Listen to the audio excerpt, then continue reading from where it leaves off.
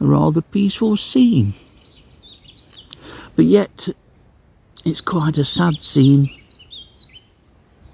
Right on the edge of this cultivated and sprayed agricultural field, a field with cereal crops in it and nothing else. Nothing else grows here, not even on the edge. There's the defined line by the chemical sprays that you can see to the edge of this field. Thankfully there's a set aside strip alongside the edge of this field, but that means nothing to our little seedling oak, our little sapling in the foreground. The only aspiration that tree will have is to get as tall and as wide and as mature as the oak 20 yards away in the background. That's all this tree is after doing. And I dare say that this sapling oak is from an acorn from that very tree. How it's survived the agricultural processes, the cultivation, the various sprays, I don't know. But I can tell you it's the only thing that has.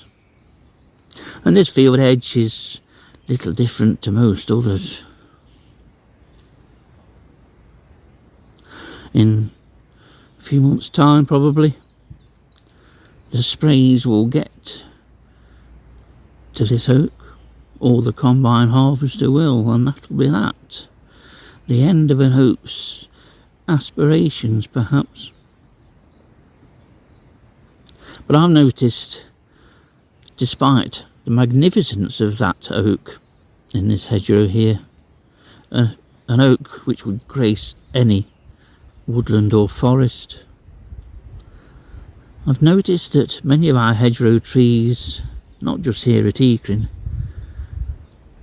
are really suffering and have died over the years.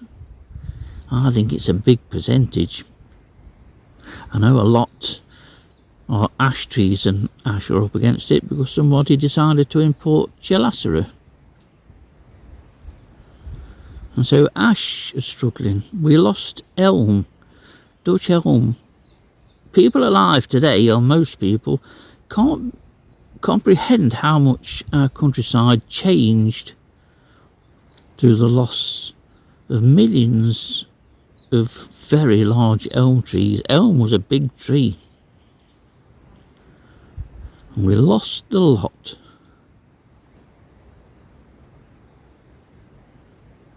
And we're still losing these hedgerow trees. In fact, I think there's, in parts, we're losing hedgerows too. Not just through them being pulled out, but through them gradually dying off. And I think a lot of it has to be down to chemical sprays over decades. It has to have had an effect. This larger oak in the near background has defied everything and is an absolutely super specimen of an oak. The little seedling oak has some way to go.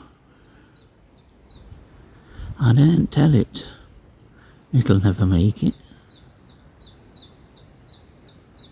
And that's sad. Sad that we cultivate and spray everything as much as we possibly can.